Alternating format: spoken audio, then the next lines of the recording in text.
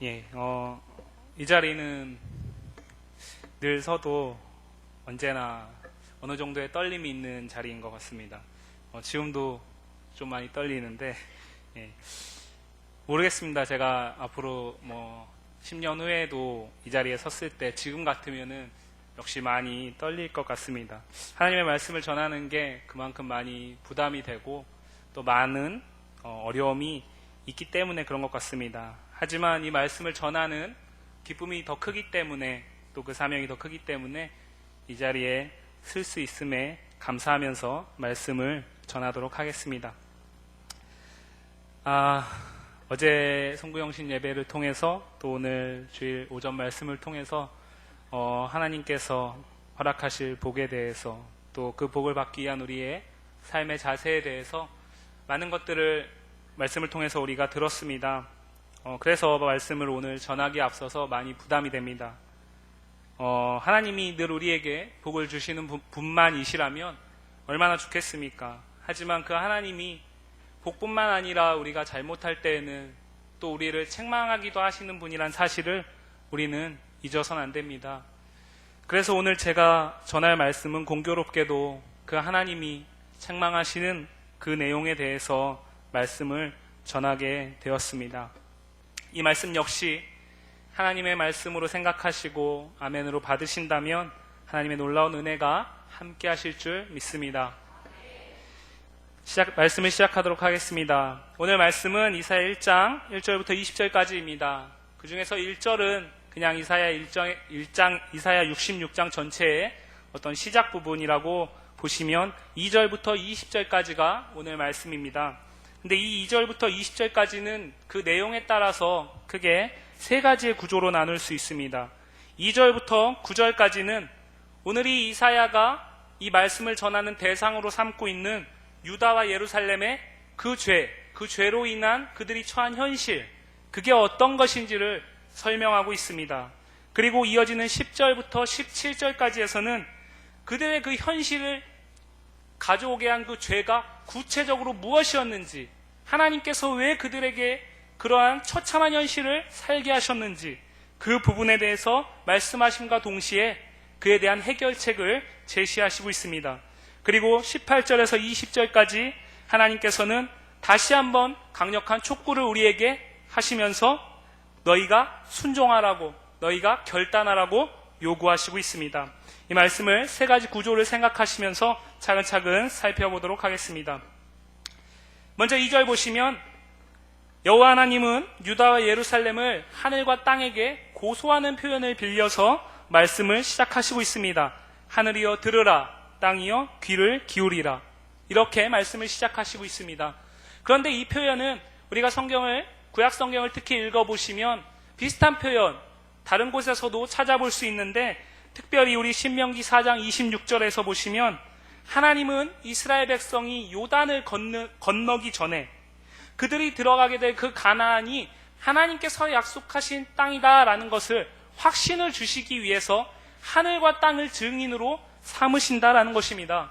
왜냐하면 이 하늘과 땅을 증인으로 삼으실 수 있는 분은 오직 하나님 뿐이시기 때문입니다. 그 하늘과 땅을 만드신 분이 하나님이시기 때문입니다.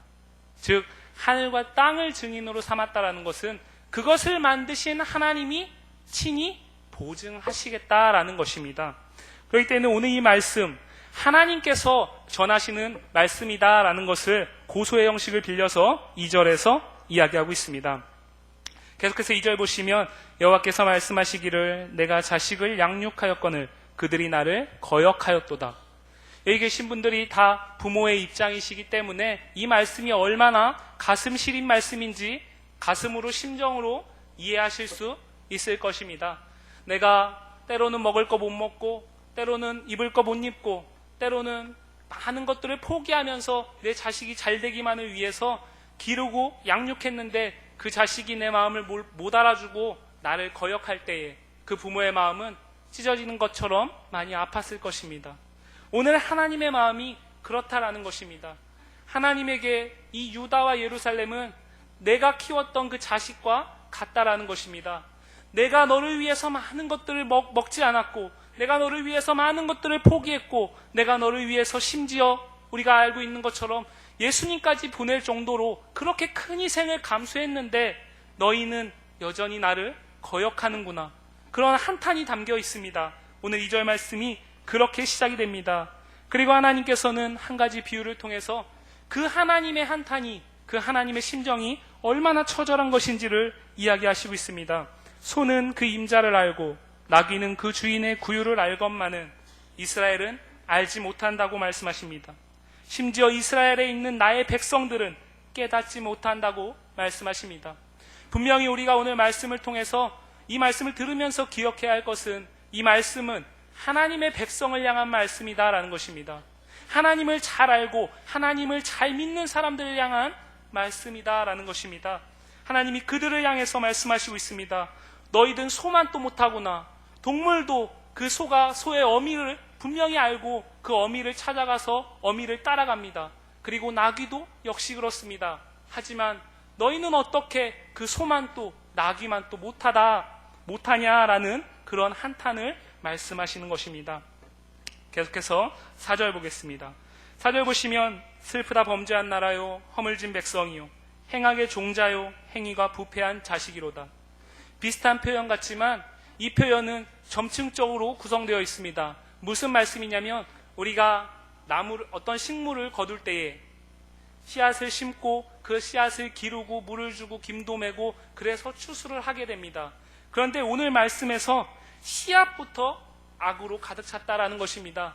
씨앗이 악의 씨앗이면 그 씨앗을 통해서 맺어지는 열매, 당연히 죄악일 수밖에 없습니다. 시작부터 끝까지 모든 것이 너희는 악하다라는 것입니다. 하나님께서 노아 시대를 평가하시면서 물로 심판하시기 전에 뭐라고 말씀하셨냐면 이 시대는 죄악이 관영한 시대라고 말씀하셨습니다. 이 말씀이 바로 그 죄악이 관영한 시대를 시적으로 점층적으로 강조하면서 표현하시고 있는 것입니다. 이 시대가 이만큼 어디 하나 죄가 아닌 것을 찾아볼 수 없을 만큼 악하구나. 그렇게 하나님은 계속해서 한탄을 쏟아내시고 있습니다. 5절 보시면 그런데 하나님의 이 한탄은 왜 이 말씀을 너희가 그 죄악된 현실, 그래서 너희가 이 고통을 당하는데 그럼에도 불구하고 내가 이 말씀을 기록하는 이유가 무엇이냐면 너희는 여전히 매를 더 맞으려고 하고 있다라는 것입니다. 무슨 말씀이냐면 너희가 쌓은 죄악이 이미 너무 많이 있는데 너희가 쌓은 그 죄악을 도저히 해결할 수가 없는데 지금으로도 충분히 내 마음은 찢어질 것 같은데 너희는 여전히 내 마음을 알아듣지 못하고 계속해서 죄를 쌓아가는구나. 계속해서 내 마음을 힘들게 하는구나. 그렇지 않았으면 좋겠다라는 그런 마음으로 하나님께서 오늘 이 말씀을 하시고 있는 것입니다. 5절과 6절에서 하나님은 그 마음을 어떻게 표현하시냐면 온 머리는 병들었고 온 마음은 피곤하였으며 발바닥에서 머리까지 성한 곳이 없이 상한 것과 터진 것과 새로 맞은 흔적뿐이거늘 그것을 짜며 싸매며 기름으로 부드럽게 함을 받지 못하였도다. 단 4글자로 이야기하면 만신창이가 되었다라는 것입니다. 머리부터 발끝까지 인간의 몸으로 비유하시면서 어느 것 하나 쓸만한 게 없다라는 것입니다. 눈 뜨고 찾아봐도 성한 곳이 없다라는 것입니다. 우리의 자녀가 그렇게 내 앞에 나타난다면 부모된 우리의 심정은 어떻겠습니까? 아, 잘 맞았다, 아무렇지 않다, 괜찮다, 안 죽는다, 이렇게 말할 부모들은 아무도 없는 것입니다. 하나님의 오늘 마음이 그렇다라는 것입니다. 유다와 예루살렘아, 내가 너희를 자식처럼 그렇게 양육하고 지금 너희를 내가 택하였는데 너희는 어찌하여 눈 씻고 죄가 아닌 부분을 찾아볼 수가 없구나. 너희의 말도 너희의 행동도 심지어 너희의 마음까지도 모든 것이 다 죄악뿐이구나. 그런 마음을 하나님께서 말씀하시는 것입니다. 그런데 이 죄악은 인간의 방법으로 치유할 수가 없습니다. 아픈 곳이 있으면 후시딘이나 마데카소를 발라주면 낫습니다. 병원에 갈 정도가 아니라면. 맞고 온 그런 부분들은 그렇게 연고를 발라주면 낫습니다. 하지만 오늘이 만신창이가 된 몸에는 그런 약이 소용이 없다라는 것입니다. 싸매고 기름을 발라주어도 나을 수가 없다라는 것입니다. 도저히 해결할 수 없는 극악의 상황, 그것이 바로 오늘 하나님께서 이 이사야 말씀에서 이사야에게 선포하시는 유다와 예루살렘의 현실입니다. 근데 그것은 그 단지 어떤 백성의 개인적인 상황이 아니라 너희의 땅은 황폐하였고 너희의 성읍들은 불에 탔고 너희의 토지는 너희 목전에서 이방인에게 삼켜졌으며 이방인에게 파괴됨같이 황폐하였다라고 말씀하십니다. 무슨 말씀이냐면 어떤 개인의 문제가 아니라 그 개인의 죄악들이 모이고 모여서 그 사회 자체가 악덩어리가 돼버렸다는 것입니다. 그리고 오늘 이 말씀 이사야 1장 1절에서 유다왕 우시야와 요담과 아하스와 히스기야 시대, 이 시대에 북이스라엘을 멸망으로 몰아갔던 나라, 우리가 성경을 통해서 알고 있는 아수르라는 나라가 북이스라엘을 접수한 후에 아래에 있는 남유다, 그 유다와 예루살렘 역시 침공하는 그 상황이 오늘 이 말씀의 상황입니다. 7절 말씀은 무엇이냐면 유다는 아수르한테 멸망하진 않았지만 그 멸망의 흔적들이 분명히 있었다라는 것입니다. 하나님께서 건져줬지만 그들은 그 침공으로 인해서 땅이 황폐해졌고 땅이 쓸만한 곳이 없고 성읍들은 불에 타버렸고 어느 곳 하나 남은 곳이 없다라는 것입니다. 잿더미가 돼버렸다라는 것입니다. 그런데 하나님께서 이 가운데 소망을 주십니다. 우리 하나님이 그런 분입니다. 우리 하나님이 단지 재앙과 단지 저주만 선포하시는 분이면 세상 사람들이 믿는 어떤 불교의 신, 어떤 이슬람교의 신, 어떤 무속신앙의 신과 다를 것이 하나도 없습니다. 그 사람들을 찾아가서 물어보시면 그들이 그 신을 의지하는 이유는 그 신이 나를 벌 줄 것 같기 때문에, 나를 망하게 할 것 같기 때문에, 그래서 그 신에게 매달리는 것입니다. 하지만 우리가 하나님을 믿는 것은 하나님이 나를 벌 줄 것 같기 때문에 우리는 믿지 않습니다. 하나님이 우리를 택하셨고 그 하나님의 택하심이 너무나 고마워서 우리는 그 택하심에 감사하는 마음으로 이 자리에 와 있는 줄 믿습니다. 하나님께서 이 유다와 예루살렘 역시 소망을 주십니다. 8절 보시면 딸 시온은 포도원의 망대같이 참외밭의 원두막같이 에워싸인 성읍같이 겨우 남았도다. 무슨 말씀입니까? 포도원에 포도 열매가 무성할 때는 망대가 보이지 않습니다. 하지만 그 포도를 다 수확하고 나면 그 다 거두어진 밭에 남는 것은 망대밖에 없습니다. 이 망대는 더 이상 큰 역할을 할 수 없는, 아무 의미 없는, 보잘것없는 것입니다. 하지만 중요한 건 무엇이냐면 하나님이 그것을 남기셨다라는 것입니다. 하나님이 그것을 남기셨기 때문에 오늘 9절의 말씀에서 하나님은 뭐라고 말씀하십니까? 우리를 위하여 생존자를 조금 남겨두셨다라고 말씀하십니다. 이 8절에서 나오는 포도원의 망대, 참외밭의 원두막, 에워싸인 성읍같이 겨우 남은 것들은 하나님께서 우리를 위해서 생존자를 조금 남겨두신 그것을 표현하는 것입니다. 창세기 18장에 보면 아브라함이 그가 너무 사랑하는 조카 롯을 소돔과 고모라가 멸망할 거라는 하나님의 그 말씀을 듣고 건지기 위해서 하나님과 기도로서 거래하는 부분이 나옵니다. 처음에 아브라함은 무엇이라고 이야기합니까? 하나님, 저 성읍에 50명의 의인이 있다면 하나님 저 성읍을 정말 그렇게 작정하신 대로 멸하시겠습니까? 하나님 뭐라고 말씀하십니까? 아니다라고 말씀하십니다. 그런데 그렇게 줄고 줄어서 어디까지 갑니까? 10명까지 갑니다. 성경은 10명까지 갑니다. 하지만 만약에 그 성읍에 의인이 단 한 사람이라도 있었다면 하나님께서 노아 시대에 그 시대가 다 망할 시대지만 노아를 건지셨는데 그 시대에 한 사람이라도 하나님의 마음에 합한 사람이 있었다면 소돔과 고모라는 멸망되지 않았을 것입니다. 오늘 이 시대는 다행히도 하나님께서 남겨두실 만한 사람이 있었다라는 것입니다.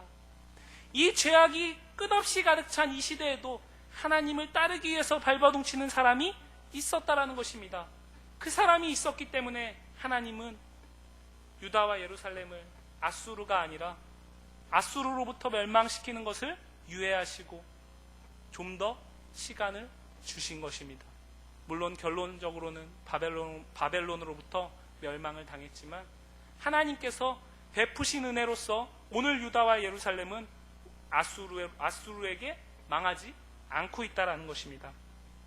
그런데 하나님께서 이 9절 말씀에서 그렇게 남겨두신 유다와 예루살렘을 무엇이라고 이야기하냐면 소돔과 고모라 같았으리로다라고 말씀하십니다. 소돔과 고모라가 되지 않았습니다. 왜냐하면 하나님께서 남겨두셨기 때문에. 그런데 하나님께서 이제 10절부터 이어지는 말씀에서 뭐라고 말씀하세요? 소돔의 관원들아, 그리고 고모라의 백성아. 무슨 말씀입니까? 하나님께서 남겨두셨지만 이들이 여전히 소돔과 고모라 못지않은 악을 행하고 있었다는 것입니다. 그 악이 무엇인지 10절부터 17절까지 오늘 설교 말씀 중에서 가장 중점적으로 우리가 살펴볼 부분인데 이 부분을 보도록 하겠습니다. 먼저 우리 10절 보시면 너희 소돔의 관원들아 여호와의 말씀을 들을지어다. 너희 고모라의 백성아 우리 하나님의 법에 귀를 기울일지어다. 표현은 다르지만 쉽게 말씀하면 무슨 얘기입니까? 예를 들어서 부모된 입장에서 자녀가 내가 한 번 말하는데 잘 들으면 누구누구야 엄마 말 좀 들어라, 그렇게 계속해서 얘기하지 않습니다.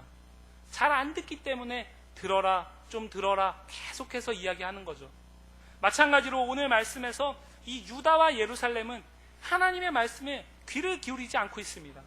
귀를 닫고 있기 때문에 하나님은 안타까운 마음에 제발 좀 들어라, 제발 내 말 좀 들어라, 너희가 뭐가 문제인지 내가 말해주겠다, 그리고 너희가 그 문제를 어떻게 해결할 수 있는지 역시 내가 말해주겠다, 그러니까 제발 좀 들어라 라는 그 하나님의 마음을 우리가 이 말씀을 통해서 읽을 수 있습니다.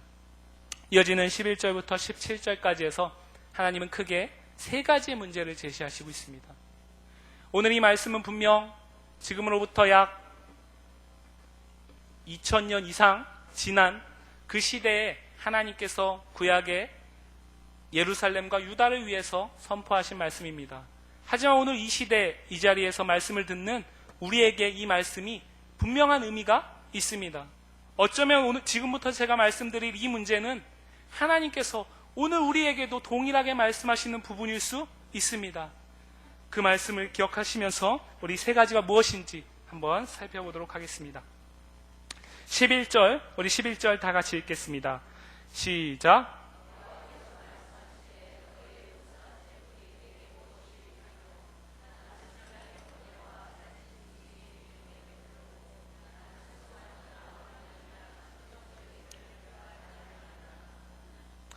아멘. 오늘 말씀의 제목으로 제가 잡은 부분이 오늘 11절 말씀에 나오는데 여호와께서 말씀하시되 너희의 무수한 재물이 내게 무엇이 유익하뇨. 무슨 말씀입니까? 너희가 나에게 무수한 재물을 드리고 있다. 그런데 그 재물이 하나님인 나한테 대체 무엇이 유익한 거냐. 이 말씀을 들은 유다와 예루살렘, 특별히 오늘 이사야 선지자는 아마 되게 당황했을 것입니다. 왜냐하면 이 제물을 드리는 것, 이 제사를 드리는 것, 누가 이스라엘 백성들에게 유다에게 명하신 것입니까? 하나님께서 율법이라는 것을 통해서 명하신 것입니다. 우리 역시 앞에 나와 있는 모세오경에 있는 토라의 부분을 통해서 이것이 하나님께서 명하신 것이다라는 사실을 분명히 알고 있습니다. 그런데 하나님께서 무엇이라고 말씀하시는 겁니까? 하나님께서 명하셔서 정말 그것이 맞는 줄 알고 이스라엘 백성들은, 유다 백성들은 그 길을 행하고 있습니다. 그 율법을 지키려고 노력하고 있습니다. 그런데 그것이 도대체 나한테 무엇이 유익하냐? 도대체 나한테 무엇이 유익하냐라고 말씀하시고 있는 것입니다. 왜 그렇습니까? 이어지는 말씀 보시면 나는 순양의 번제와 살진 짐승의 기름에 배불렀다라고 말씀하십니다. 이스라엘 백성들이 드린, 유다 백성들이 드린 수많은 번제, 수많은 제사의 제물들로 하나님은 이미 배불렀다라는 것입니다. 시적인 표현이기 때문에 우리가 이 말씀을 그대로 받아들여서는 안 됩니다. 하나님께서 정말 그 올려드리는 제물을 너무 많이 먹어서 배부른 것이 아니다라는 것을 우리는 상식적으로 알고 있습니다. 무엇이냐면 이어지는 말씀을 보셔야 됩니다. 나는 수송아지나 어린 양이나 순염소의 피를 기뻐하지 아니하노라. 제사에서 가장 중요한 것은 제물에 흘린 피입니다. 왜 이 피가 중요하냐면 하나님께서 도저히 죄 때문에 하나님과 가까이 할 수 없는 이스라엘 백성들을 하나님과 가까이 할 수 있게 하기 위한 수단으로 제시하신 것이 제사를 통해 제물의 피를 흘리게 하면 내가 그 피를 보고 너희의 죄가 이 짐승에게 전가돼서 내가 너희 죄를 용서할 거니까 그때 너희가 나와 가까이 할 수 있기 때문에 너희는 제사를 통해서 피 흘린 제물을 드리라 라고 명하신 것입니다. 그런데 하나님께서 그 순념소의 피를, 그 제물들의 피를 기뻐하지 않는다라는 것입니다. 왜 그럴까요? 12절에 있습니다. 12절, 너희가 내 앞에 보이러 오니 이것을 누가 너희에게 요구하였느냐? 내 마당만 밟을 뿐이니라. 무슨 말씀입니까? 이스라엘 백성들이 제사를 드리려면, 제물을 갖고 오려면 그들이 피 흘린 제물을 드리는 이유는 무엇이 되어야 합니까? 하나님과 내가 죄 때문에, 내가 죄인이어서 하나님을 바로 바라볼 수 없는 이 상황에 대한 안타까움, 하나님을 보고자 하는 그 열망, 하나님과의 관계가 회복되고자 하는 그 기대, 그것을 가지고 찾아와서 간절한 마음으로, 그럼에도 불구하고 구원하시겠다 하신 그 하나님께 감사하는 마음으로 제물을 드려야 합니다. 그런데 오늘 이들은 어떻게 왔습니까? 하나님 앞에 보이러 왔다라는 것입니다. 하나님 앞에 보이러 왔기 때문에 그들은 마음이 없는 제사를 드리고 있습니다. 그렇기 때문에 그 마음 가운데 찔림이 있기 때문에 예전에는 1개 드렸던 것을 이제는 2개, 10개, 100개, 1000개씩 수적으로 밀어붙이고 있는 것입니다. 그렇기 때문에 하나님께서는 11절에서 무수한 제물이 도대체 내게 무엇이 유익이 있냐라고 말씀을 하는 것입니다. 뒤집어 말씀하면 하나님께서는 많은 제물을 가지고 오는 것을 기뻐하시는 것이 아니라 단 1개의 제물을 갖고 오더라도, 아주 작은 어린 양의 피를 흘리더라도 그 피가 너를 용서하고 그 피 때문에 내가 너를 구원한다라는 사실을 감격함으로 받아들이는 백성들이라면 기꺼이 내가 그 제물 받겠다라는 것입니다. 그런데 이 시대에는 그런 사람이 없었다라는 것입니다. 그리고 무엇이라고 이야기합니까? 그런 사람들은 어떤 사람이라고 말씀하십니까? 내 마당만 밟을 뿐이니라. 구약시대에 이 번제 제물을 드리는 것은 아무 곳에서나 내가 짐승 잡아서 불에 끄실려가지고 피 흘려서 할 수 있는 것이 아닙니다. 하나님께서 정해주신 그 장소에 가서 제사장을 통해서만 할 수 있는 것입니다. 제사장에게 제물을 주고 그 제물이 각을 떠져서 피가 흘리고 향이 올라갈 때, 그때 그 제물을 가져온 사람들은 어디에 있습니까? 성소에 들어가지 못하고 마당에 있습니다. 마당에 있습니다. 무슨 말씀입니까? 제물을 가지고 온 너희는 마당에 있는데, 너희는 이 마당을 밟고 갈 뿐인데 너희는 네 죄가, 네 제물이 하나님이 기쁘게 받은 것이라고 착각하고 있구나. 제사라는 것은 무엇입니까? 구약의 제사는 오늘날 우리에게 무엇으로 전승되어 있습니까? 예배로 전승되어 있습니다. 오늘 이 자리에 있는 우리 가운데 혹 어떤 마음으로 이 자리에 참석하셨는지 저는 알 수 없지만 하나님은 아실 것입니다. 간절히 바라옵건대 마당만 밟고 가시는 분이 이 자리에 없기를 주의 이름으로 축복합니다.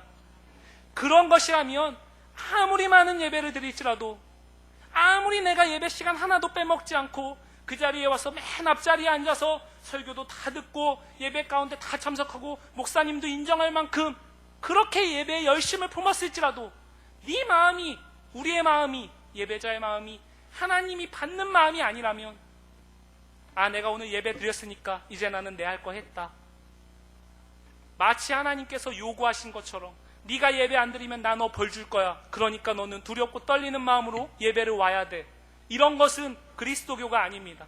하나님은 이런 하나님이 아닙니다. 우리 하나님은 우리에게 예배를 드리라고 요구하지 않습니다. 우리가 감사하는 마음으로 찾아올 뿐입니다. 왜냐하면 이곳에 오면 하나님께서 약속하신 은혜가 임하기 때문입니다. 그 은혜를 기대하시면서 오시는 분들이라면 이 예배가 하나님께 나아가는 통로가 될 것입니다. 하지만 그 예배에 대한 기대가 없이 그저 와서 앉아있다가 졸다가 여러 가지 읽기만 하다가 가서 오늘 예배했다, 그것은 내 마음 가운데 예배 드렸다지만 하나님 마음 가운데 너는 교회 찍고 왔다, 이거밖에 되지 않는 것입니다. 이 말씀을 무섭게 받아들이실 수 있기 바랍니다. 오늘 이 시대에 한국교회에 필요한 것이 무엇입니까? 예배의 회복입니다. 예배의 회복은 누구로부터 시작이 됩니까? 물론 말씀을 전하는 목사님으로부터 시작이 되지만 예배에 참석하는 한 사람 한 사람이 하나님을 만나고자 하는 기대, 하나님의 말씀에 대한 갈급함, 상한 심령을 가지고 예배에 올 때에 그 예배를 하나님께서 기쁘게 받으시는 것입니다. 그렇지 않다면 악을 더하는 것과 같아져서 하나님의 마음을 계속해서 찢어지게 할 뿐이다라는 사실을 기억하실 수 있길 바랍니다. 계속해서 하나님께서 제시하시는 두 번째 문제는 무엇이냐면 13절에 나옵니다. 분향은 내가 가증 여기는 바요 월삭과 안식일과 대회로 모이는 것도 그러하니 성회와 아울러 악을 행하는 것을 내가 견디지 못하겠노라. 앞에 부분하고 연결이 되어 있습니다. 무슨 말씀이냐면 우리가 예배를 드리는 것은 모이는 것입니다. 분명 모이는 것이지만 예배를 드리러 오는 많은 사람들은 그 마음 가운데 수많은 목적이 있습니다. 처음부터 예수 그리스도의 사랑이 너무나 고마워서 예배의 자리를 찾으시는 분은 너무나 은혜스럽지만 많지 않습니다. 학생들을 봐도 청소년들을 봐도 처음에는 친구 때문에, 먹을 것 때문에, 여러 가지 이유 때문에 교회를 찾아옵니다. 하지만 그것에서 그쳐 있다면 오늘 말씀에서 나오는 하나님께서 견딜 수 없는 모임이 된다라는 것입니다. 하나님께서 견딜 수 없는 모임. 우리는 모여서 예배를 드리고 하나님께 영광을 돌려야 하는데 그렇게 하지 못하고 인간적인 어떤 방법으로 사람을 만나는 기쁨으로 그렇게 모이게 된다라는 것입니다. 죄송합니다. 그렇게 된다면 하나님께서 그 모임을 기쁘게 받지 않으신다라는 것입니다. 세 번째로 하나님께서 제시하시는 것은 역시 우리에게 너무나 중요한 부분인데 15절 말씀에 있습니다. 15절 말씀 다 같이 읽도록 하겠습니다. 시작.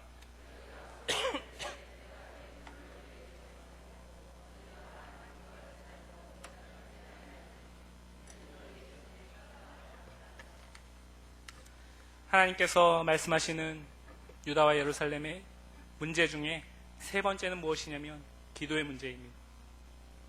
기도는 무엇입니까? 우리가 하나님과 교통하는 것입니다. 하나님과 교제하는 것입니다. 영혼의 호흡이라고도 이야기합니다.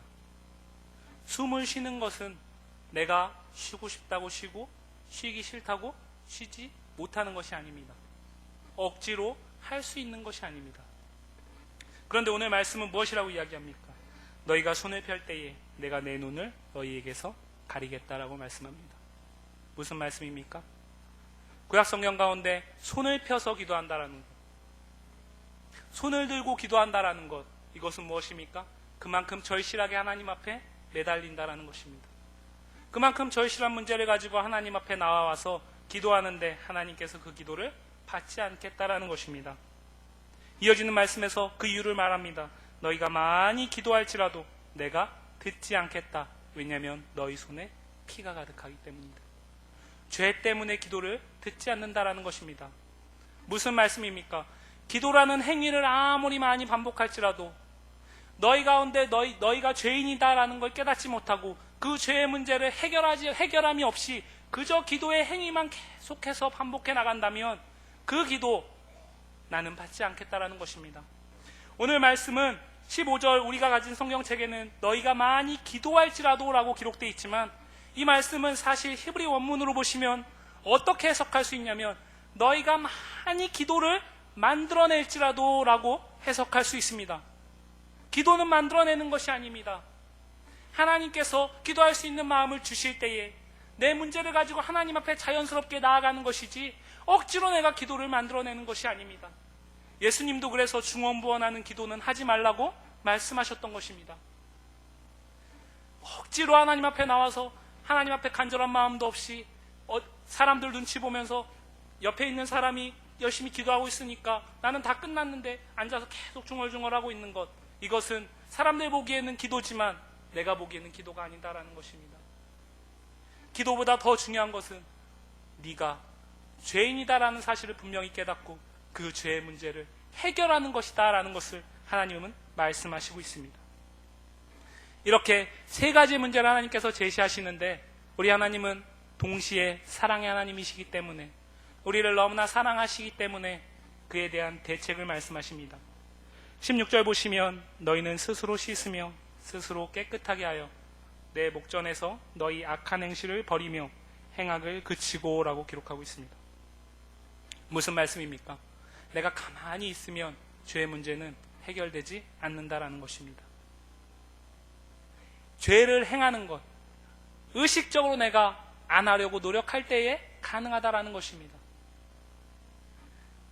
예배라는 행위를 계속해서 반복하는 것, 그것은 악을 쌓아가는 것이라고 말씀하셨습니다. 그러면 우리가 먼저 해야 할 것은 무엇이냐면, 내가 드리는 예배가 하나님이 받을 만한 예배가 될 수 있도록 내가 예배의 자세, 예배를 드리는 마음, 그것을 바꿔야 하는 것입니다. 이것을 한 다음에 예배를 드려야 하나님께서 기쁘게 받으신다라는 것입니다. 기도도 마찬가지입니다. 내가 기도를 드리는 그 마음, 내가 기도를 만들어내려고 애쓰고 있는지, 아니면 하나님께서 주신 것이 너무나 많아서 하나님께서 주신 은혜가 너무나 감사해서 기도하고 있는지, 그 부분들을 먼저 생각해 보신 다음에 하나님 앞에 기도하실 때에 하나님께서 그 기도를 기쁘게 받으신다라는 것입니다. 그렇게 우리가 악한 행실을 버리기 위해서 노력하고 힘쓰면서 또 한 가지를 하나님께서 말씀하시는데, 선행을 배우며 정의를 구하며 학대받는 자를 도와주며 고아를 위하여 신원하며 과부를 위하여 변호하라 하셨느니라. 무슨 말씀입니까? 이 시대는 지금 망하지는 않았지만 황폐한 시대입니다. 황폐한 시대. 우리나라도 1950년에 6.25라는 전쟁을 치렀습니다. 그 6.25로 인해서 황폐했던 우리나라, 여러 가지 사진과 자료, 또 이 가운데 그 시대를 경험하셨던 분들도 있을 것입니다. 그 시대의 우리나라를 생각하시면 됩니다. 그 시대의 우리나라 어떻게 살았는지 생각하시면 됩니다. 오늘 이 말씀의 시대가 그렇습니다. 이 말씀의 시대, 전쟁 때문에 고아가 된 사람들이 많이 있습니다. 도움이 필요한 사람들이 많이 있습니다. 그 가운데서도 여러 가지 방법으로 잘 살고 있는 사람들도 있었다라는 것입니다. 그런데 그 문제를 해결하지 않고 너희가 선행을 베풀기보다 악행을 쌓고 정의를 구하기보다 다른 하나님께서 원하시지 않는 다른 길을 택하고 내 방법을 택하고 내 의를 구하고 학대받는 자를 도와주기보다 그 사람을 외면하고 고아를 위하여 신원하기보다 고아 역시도 외면해버리고 과부를 위하여 변호하기보다는 과부를 무시하거나 과부를 나보다 낮게 여기는 그런 사회적인 윤리의 문제를 하나님께서는 오늘 나의 신앙의 문제와 연결시키고 있다는 사실을 우리는 말씀을 통해 기억해야 합니다. 이 시대의 그리스도인들이, 이 시대의 한국교회가 처한 위기가 한 가지는 예배의 문제이고 한 가지는 무엇입니까? 사회에 영향을 끼치지 못한다는 것입니다. 왜 그렇게 됐습니까? 우리의 믿음이 외부에 있는 아직 주를 알지 못하는 사람들이 속해 있는 그 사회 공동체를 변화시킬 수 없기 때문입니다. 교회 안에서는 하나님 보시기에 누구보다 아름답고 누구보다 귀하고 단 한 사람을 꼽으라면 하나님께서 누굴 택할지 고민될 정도로 신실해 보이는 그분들이, 그 그리스도인들이 밖에만 나가면 하나님이 안 보이는 것처럼 살기 때문에, 오히려 하나님을 알지 못하는 사람보다도 못하기 때문에 오늘 이 시대의 교회는 배척받고 그리스도인들은 영향력을 끼치지 못하는 것입니다. 우리가 회복해야 할 것이 무엇입니까? 하나님 역시 그 문제를 지적하고 있습니다. 네 개인의 신앙이, 우리 개인의 신앙이 사회를 변화시킬 수 있어야 된다는 것입니다. 우리 주변에 내가 도울 사람이 있는지 돌아볼 수 있어야 합니다. 내 주변에 내 도움이 필요한 사람이 있는지, 나보다 못한 사람이 있는지 우리가 관심 가져야 합니다. 그 사람을 위해 기도하고 그 사람을 위해 도울 수 있는 부분을 돕고 선행을 행하는 것, 그것이 하나님께서 오늘 우리에게 동일하게 요구하고 있는 것입니다. 계속해서 말씀은 18절에서 20절까지를 통해서 분명하게 말씀하십니다. 죄의 문제는 해결해 줄 것이다. 18절 보시면 여호와께서 말씀하시되 오라 우리가 서로 변론하자. 너희의 죄가 주홍 같을지라도 눈과 같이 희어질 것이요 진홍같이 붉을지라도 양털같이 희게 되리라. 여기서 말하는 변론이라는 표현, 이 표현은 무엇이냐면 아까 제가 처음에 말씀을 드릴 때에 하나님께서는 하늘과 땅을 증인으로 삼아서 고소하시고 있다라고 말씀을 드렸습니다. 무슨 말씀입니까? 이 변론이라는 표현은 법정에서 옳고 그름을 가릴 때에 사용하는 표현입니다. 하나님께서 오늘 말씀하시는 것입니다. 내가 너희와 어느 게 옳은 건지 해보자. 내가 너희의 죄의 문제는 해결해 줄 거니까 하나님께서 그 이후의 문제를 너희가 해결해라 라는 것입니다. 너희의 죄가 주홍 같을지라도 눈과 같이 이어질 것이다. 진홍같이 붉을지라도 양털같이 희게 될 것이다. 주홍과 진홍으로 강조되고 있지만 이 주홍색과 진홍, 이것은 한번 묻으면 쉽게 지워지지 않는 것입니다. 아무리 많이 노력해도 인간의 힘으로 지울 수 없는 죄를 이야기합니다. 그런데 하나님께서 그걸 어떻게 하시겠다라고 말씀하시는 것입니까? 양털같이 희게 하시겠다라는 것입니다. 하나님은 그렇게 하셨습니다. 어떻게 그렇게 하셨습니까? 예수 그리스도를 보내주셔서 그 십자가에 피를 흘리게 하시고 그 피를 믿는 모든 자에게 죄사함을 주셨습니다.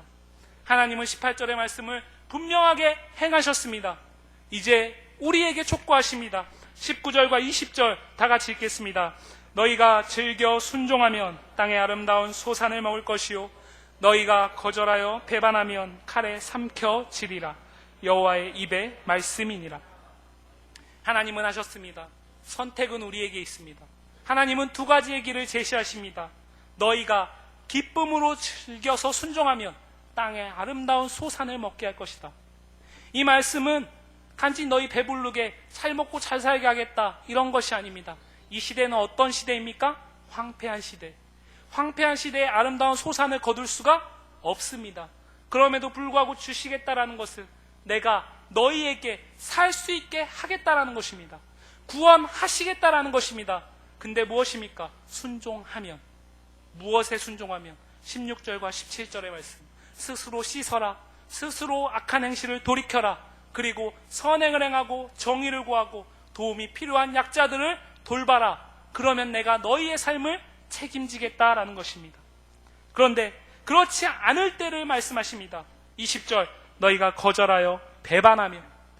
하나님께서는 단지 불순종하면이라고 이야기하지 않습니다. 배반하면, 하나님으로부터 등을 돌려버리면 하나님은 어떻게 하시겠다라고 말씀하시는 겁니까? 망하게 하겠다라는 것입니다. 망하게 하겠다라는 것입니다. 하나님의 이 위대한 말씀, 오늘 말씀에는 여호와의 입의 말씀이니라 라고 기록되어 있지만 이 말씀은 여호와께서 여호와의 입에서 완전하게 행하시겠다라는 뜻입니다. 절대로 변치 않는다는 말씀입니다. 18절은 행하셨습니다. 19절, 20절 행하실까요? 안 행하실까요? 행하십니다. 우리는 구약의 역사를 통해 알 수 있습니다. 이사야서에서는 망하지 않지만, 아수르한테는 망하지 않지만 유다는 망합니까? 망하지 않습니까? 망합니다. 왜 망했을까요? 순종하는 길을 택하지 않고 악의 악을 더하는 길을 택했기 때문입니다. 사랑하는 성도 여러분, 오늘 이 말씀이 우리에게 2012년을 시작하시면서 먼저는 지난 2011년 우리의 예배, 우리의 기도, 우리의 삶을 돌아볼 수 있는 그런 시간이 될 수 있기를 원합니다. 예배가 습관처럼 느껴지시는 분이 있다면, 마음에 아무런 감동이 없는데 그저 오지 않으면 뭔가 큰일이 있을 것 같아서 와서 계신 분이 있다면, 그럼에도 불구하고 이 자리에 있는 것 그 자체에 그래도 나는 저 밖에 있는 사람보다, 오전 예배만 드리고 가는 사람보다는 낫지라고 안심하고 계신 분이 있다면 오늘 이 말씀을 기억하시기 바랍니다. 온전한 예배 위에 온전한 예배를 쌓아야 합니다. 거짓된 예배 위에 거짓된 예배를 아무리 많이 쌓은들 단 한 번의 온전한 예배와 도저히 비할 수 없다라는 사실을 분명하게 기억하실 수 있길 바랍니다. 혹 그런 마음이 드신다면 오늘 이 시간 회개하실 수 있길 바랍니다. 다윗왕은 무엇이라고 이야기합니까? 상하고 통회하는 심령이 있는 예배만이 하나님께서 받으신다라고 이야기합니다.